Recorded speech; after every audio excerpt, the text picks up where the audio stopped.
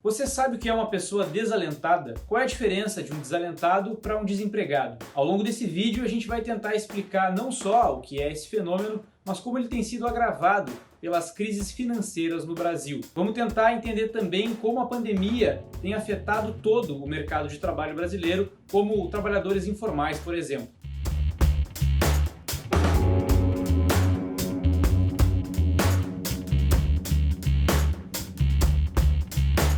De acordo com a definição do IBGE, um desalentado é uma pessoa que não tem um emprego, gostaria de estar trabalhando, mas que por algum motivo desistiu de procurar uma ocupação. O desalentado ele não chega a ser um desempregado, tá? Ele não entra na pesquisa como desempregado, porque ele não está procurando emprego efetivamente, então ele não está pressionando o mercado de trabalho, mas ele é uma pessoa que gostaria de trabalhar e não está trabalhando. Tá? Então ele é considerado desalentado. Bom, por que ele não está procurando emprego? Porque ele não vê perspectiva de conseguir, né? Ou porque ele já procurou durante muito tempo, ou porque ele vê seus amigos, pessoal ao seu redor procurando e não conseguindo, então ele nem vai procurar. Porque procurar tem um custo, né? Tem um custo financeiro, né? Imprimir currículo, fazer entrevista, pegar ônibus, comprar uma roupa, talvez, e tem um custo emocional de receber o não. Acho que não existe uma resposta simples e acho que nunca é só um fator também. Geralmente isso vem acompanhado de diversos fatores que juntos contribuem para isso. Tem muito a questão, o perfil dessas pessoas, às vezes podem ser muito jovens ou muito idosas, isso realmente acaba sendo uma barreira de entrada no mercado de trabalho, junto com o momento de atividade econômica muito ruim, onde realmente não se tem um crescimento econômico, não se tem uma grande quantidade de vagas disponíveis, então a competição por essa vaga acaba sendo muito grande também. Então, todos esses fatores vão contribuindo para que essas pessoas desistam. E até, às vezes, não conseguir enxergar uma vaga no momento. Como a gente vê agora, essa questão da pandemia, muitas empresas não estavam tendo o trabalho de não demitir, porque estava tendo uma dificuldade de manter as contas, então, assim, não tem nem essa abertura de vaga. Então, como ela não enxerga nem onde procurar, a pessoa acaba desistindo. Então, acho que todos esses fatores juntos, assim, é muito difícil que só um explique tudo, então realmente é uma conjunção de fatores que ajudam a explicar essa desistência, né, de conseguir procurar emprego, mesmo estando disponível. Uma pessoa desalentada, portanto, é uma pessoa que sequer faz parte da população economicamente ativa. E o número de desalentados, segundo o IBGE, tem aumentado de forma expressiva ao longo dos anos.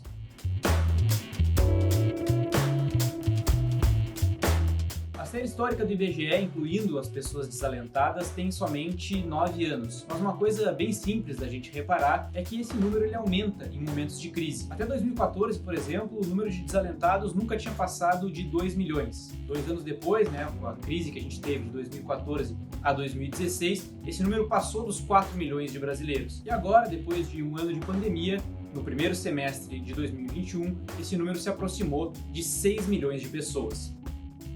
É um reflexo direto da pandemia, a gente vê esse número recorde de 6 milhões, mas também é importante a gente lembrar que a base de comparação já era uma base ruim, então a gente vê, antes da pandemia, já tinha um número alto de desalentados, são as pessoas, era reflexo daquela crise de 2014 a 2016, que foi muito forte no Brasil.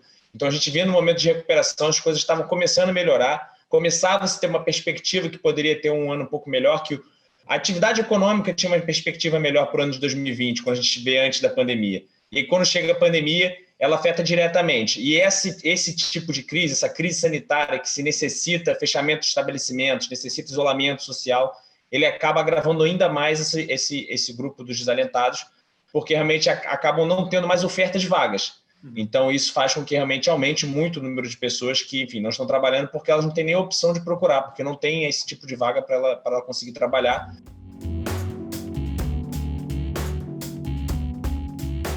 Segundo os especialistas que analisam o mercado de trabalho brasileiro, o desalento tem afetado principalmente a juventude. O jovem pega muito esse perfil desalentado, porque o jovem normalmente se insere de forma mais precária no mercado de trabalho. Como ele não tem experiência de trabalho, ele tem mais dificuldade de conseguir emprego. E os empregos que conseguem pagam menos, têm uma menor remuneração, menor condição.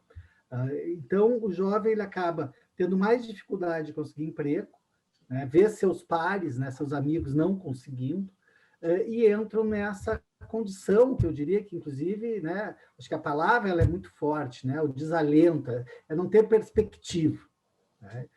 Então, o jovem acaba sentindo muito isso, né? Porque ele está no período de transição entre a escola e o mercado de trabalho. Às vezes ele procura emprego inicialmente, não consegue e entra nessa situação de desalento, né? Para de procurar porque não tem motivação, não vê perspectiva de conseguir. E quando a gente restringe esse fenômeno de desalentados aos jovens nessa situação, esse conceito se aproxima bastante de um outro, que é o nem-nem, que é utilizado para definir pessoas que não estão nem estudando e nem trabalhando, ou seja, estão fora das instituições de ensino e também do mercado de trabalho. Algo que agrave, né? Agora a gente está tendo uma evasão do ensino também, né? Uhum. E essas jovens aí que não querem estudar porque o ensino remoto está difícil, eles vão fazer parte, inclusive, dos nem-nem, né? Uhum. Nem trabalha, nem estuda. Então, é uma situação ainda mais grave, né? Os desalentados, que além de estar desalentados com o mercado de trabalho, estão desalentados com a educação. O que bate muito com essa geração, né, do século XXI, né? O pessoal ali que, digamos, os nascidos nos anos 90, final dos anos 80, anos 90, né? Então vai ser aí um tipo de... Claro que a gente não pode generalizar, não é um contingente populacional global, né? Ele é um fenômeno que perpassa, né, diversas localidades, espaços, está relacionado ao próprio desenvolvimento desse tipo de sociedade que a gente vive, né? Essa sociedade muito atrelada à conexão virtual, à internet, enfim, às desigualdades que essa própria sociedade também produz, né?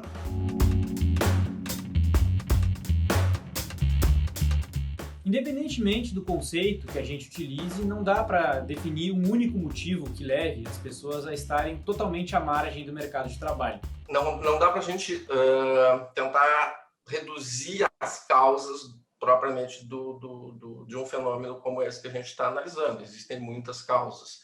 E uma variável importante nesse sentido vai ser essa dificuldade de acesso a bens, né? Bens e serviços que a sociedade de hoje vem a oferecer.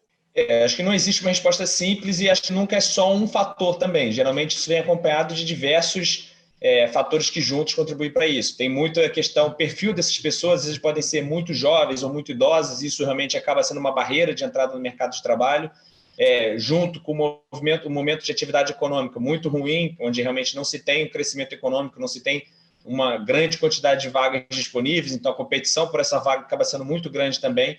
Então, todos esses fatores vão contribuindo para que essas pessoas desistam.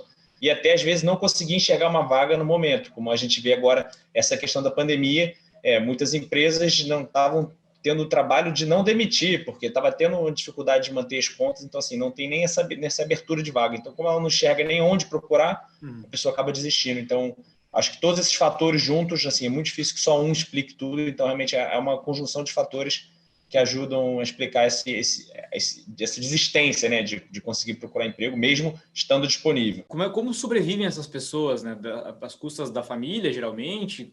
Como é que existe uma ideia de como isso acontece? Os jovens, né, acabam vivendo ainda sobre a casa, sob a proteção dos seus pais, dos seus avós, né? Quando é mais velho, quando pega uma pessoa de mais idade, tem algum arranjo familiar ali, né? Ou algum idoso aposentado que tem uma aposentadoria, enfim, né? Tem alguma forma de Bolsa Família, né? Alguma forma de sobrevivência que passa um pouco pelo Bolsa Família, um pouco por um arranjo familiar.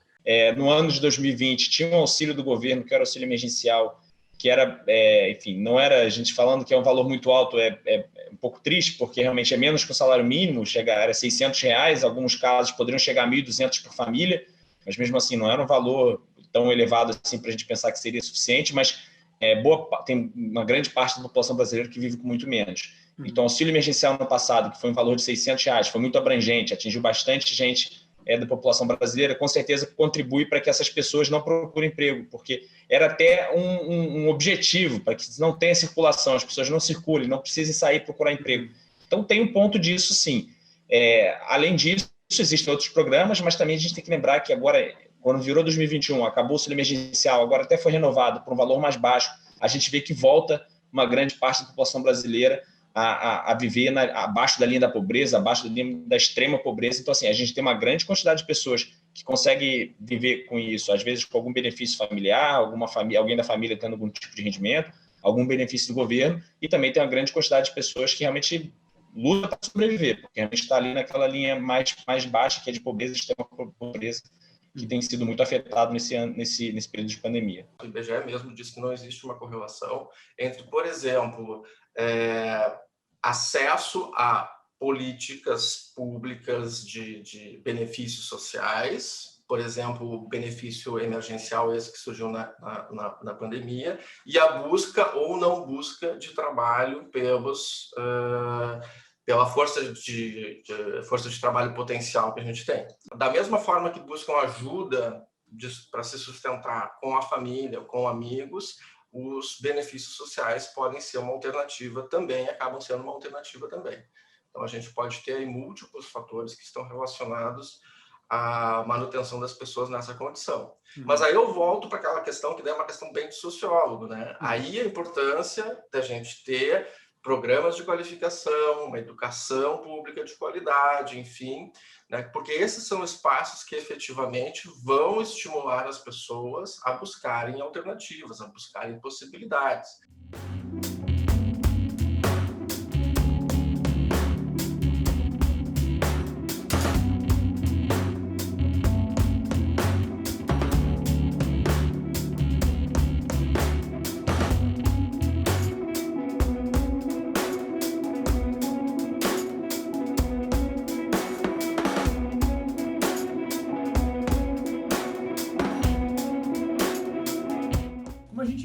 O desalento é um dos reflexos da crise no mercado de trabalho brasileiro. Um outro ponto importante, por exemplo, é o aumento do número de desempregados, que saiu lá de 2015 de mais de 7 milhões de pessoas para os atuais mais de 14 milhões. É importante lembrar aqui que o IBGE considera uma pessoa como ocupada se ela trabalhou por pelo menos 1 hora em um trabalho remunerado ou não na semana de referência da pesquisa, ou se estava afastada de algum trabalho naquele momento. Nesse contexto, tem um outro dado que chama atenção, que é o dos trabalhadores informais. Nesse caso aqui, especificamente, o que o IBGE define como trabalhadores ocupados por conta própria sem CNPJ, que é o caso, por exemplo, dos vendedores ambulantes que a gente acompanha nas sinaleiras. Durante a pandemia, o número de pessoas que estão nessa situação acabou diminuindo no Brasil, em função justamente da crise. Esses são trabalhadores que, em sua maioria, dependem da circulação de pessoas. Mas de março para abril desse ano, segundo os últimos dados do IBGE, esse número voltou a aumentar, o que, no cenário atual brasileiro, é considerado um sinal de retomada.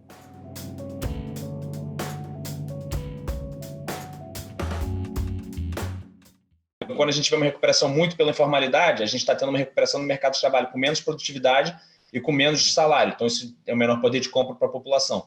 Então, o lado positivo dessa recuperação pela informalidade é só se a gente olhar que essas pessoas poderiam estar desempregadas, sem nenhum tipo de rendimento. Então, ali seria melhor. Mas se a gente comparar uma recuperação que seria mais formal, aí essa informalidade acaba não sendo tão boa, porque é um rendimento menor, menos poder de compra para a população, um salário menor para as pessoas. O mercado de trabalho brasileiro ele está definhando, né? Ele está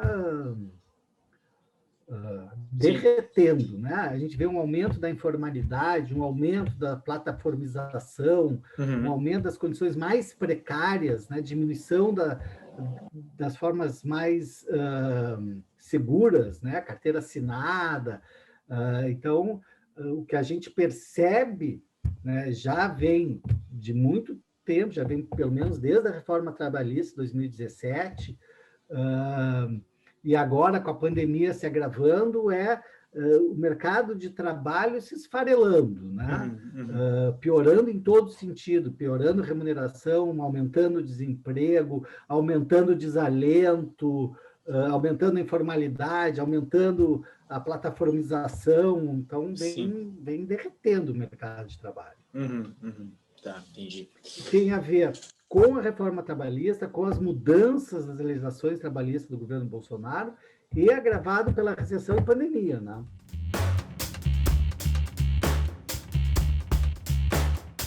Diante de tudo isso que a gente explicou ao longo desse vídeo, fica a pergunta: o que precisa ser feito para que o Brasil saia dessa situação? De acordo com os especialistas, a resposta é uma só. Teria que ser uma série de políticas públicas, de geração de postos de trabalho, de incentivo à criação de emprego, mas no momento o mais urgente seria o fim da pandemia, talvez, né? A vacinação. Isso a gente tem acompanhado aí o pouco esforço do governo em acabar com a pandemia.